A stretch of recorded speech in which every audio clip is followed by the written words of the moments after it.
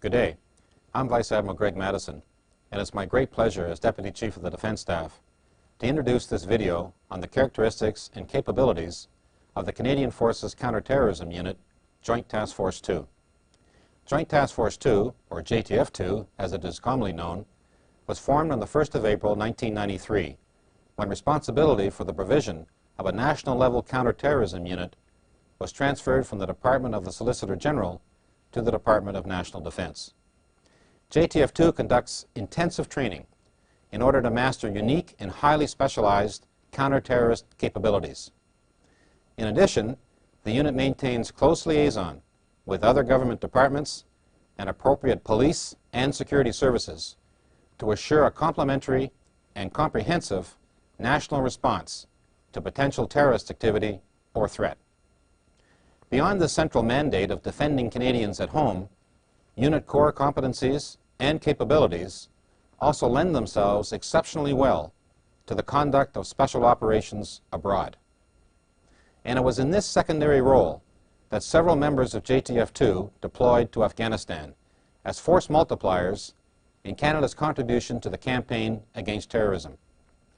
Specifically, in numerous challenging missions against Taliban and Al-Qaeda targets, they captured enemy personnel, equipment, and material of significant intelligence value, and hampered the enemy's ability to conduct operations against us and our coalition partners.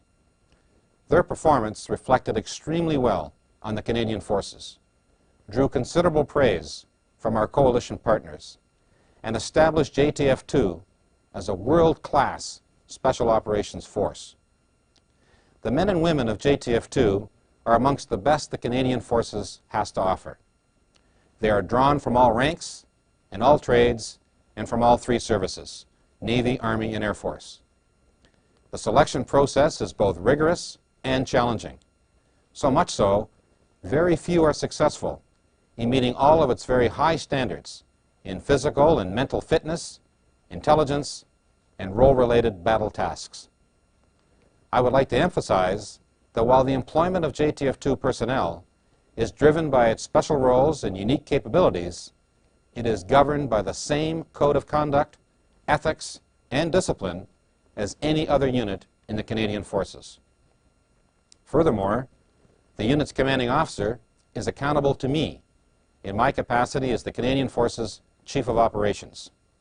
I, in turn, am accountable to the Chief of Defense Staff, and indeed ensure he is kept fully informed of unit operations.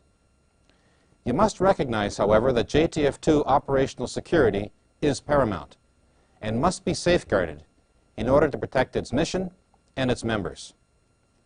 Clearly, public disclosure with respect to JTF-2 must continue to be guided by this principle. In closing, JTF-2 is a well-regarded, high-readiness, strategic asset with unique counter-terrorist and special operations capabilities that provides the government broad range and great flexibility in protecting or pursuing national interests at home and abroad. As Deputy Chief of Defense Staff, I am extremely proud of their accomplishments and significant contribution to the national security agenda.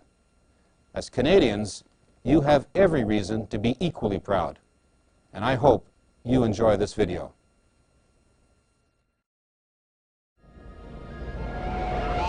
The bombing of New York City's World Trade Center was the worst terrorist attack ever. Continues through the wreckage and in the water tonight for the remains of 10 sailors. Friday at two American embassies in Kenya and Tanzania. 11 people were killed. 4 of the victims between 8 and 16 years claimed to have gasoline bombs and were armed with intelligence holds the Fatah Revolutionary Council responsible. Suspected of plotting to blow up the United Nations. Speculation Al-Qaeda and its local allies are responsible, but Indonesia has offered no evidence of that.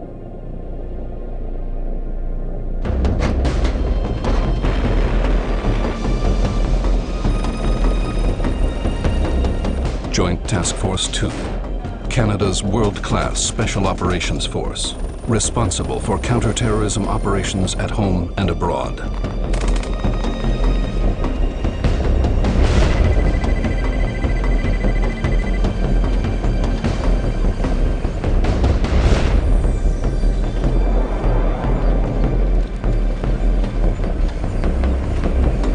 It is a battle-seasoned, formidably capable unit.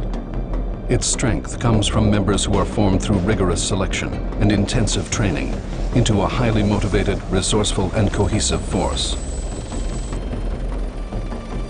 Although operating in small numbers while deployed, JTF-2 can be disproportionately effective. They operate at higher levels than conventional forces, in hostile environments where the margin for error is significantly reduced. When the modern enemy is forced to make a stand and congregate in numbers, as Taliban and Al-Qaeda terrorists did in Afghanistan, they can fight with fanatical intensity. These are the types of forces that JTF-2 can engage. At the same time, our domestic security is heightened by its presence in protection, rescue, and counter-terrorism operations against the enemy within. JTF-2 has a noble heritage. The unit can trace its action-oriented tradition, reflected in its motto, "Deeds, not words," over half a century. The first Special Service Force, known popularly as the Devil's Brigade, was formed in 1942 as an elite commando unit designed for especially hazardous missions. This joint 1,600-man strong unit, made up equally of Canadians and Americans, was heavily involved in action against crack German forces during the liberation of Italy and spearheaded the final assault on Rome itself.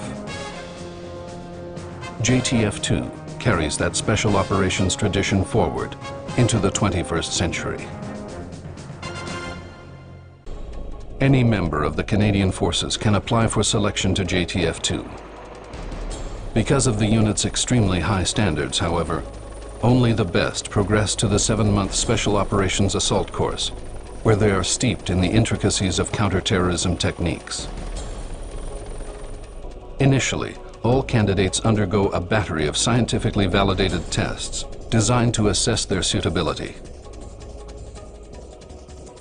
Physical strength and endurance are important, but equally important are professional skills and personal traits such as integrity, maturity, confidence, mental toughness, a team-oriented attitude, and an enormous sense of self-discipline. At the same time, they have to understand their own limitations.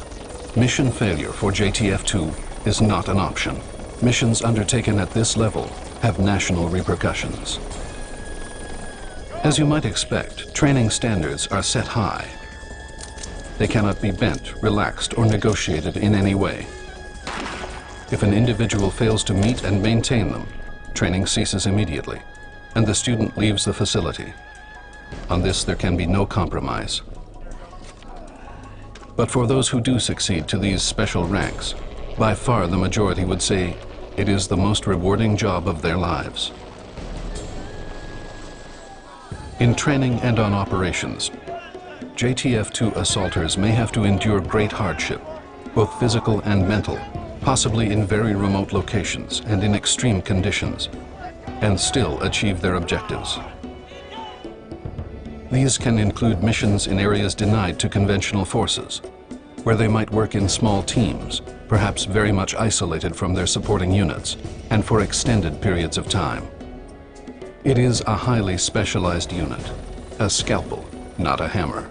Elements of the force could be inserted to conduct precision offensive action, gather intelligence, evacuate non-combatants, or rescue hostages. These missions are high value in nature to commit JTF-2 troops. To succeed in these conditions, assaulters must have complete faith in themselves, their abilities, and those of their comrades. This is when their disciplined training pays off, helping them to focus on the task at hand and complete the mission.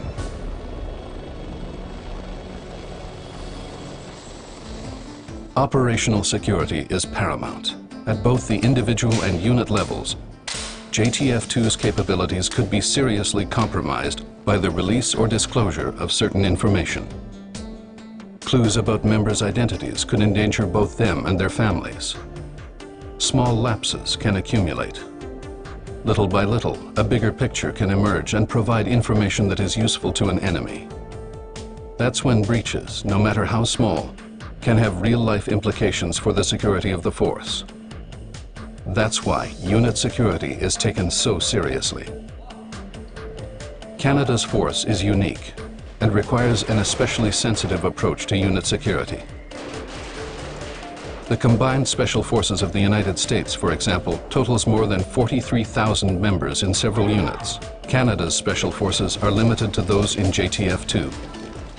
The consequences of a single breach of security are relatively more serious and potentially more lethal. The Canadian forces must balance the public's right to know about what is being done to protect them and their interests, and simultaneously protect the operational integrity of the unit, as there is no larger special forces community where the anonymity of compromised members could be re-established.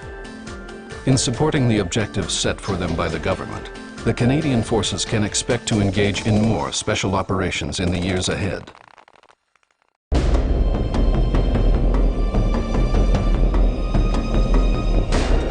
JTF-2 is a world-class special operations force, formed from a determined group of extremely capable members of the Canadian forces.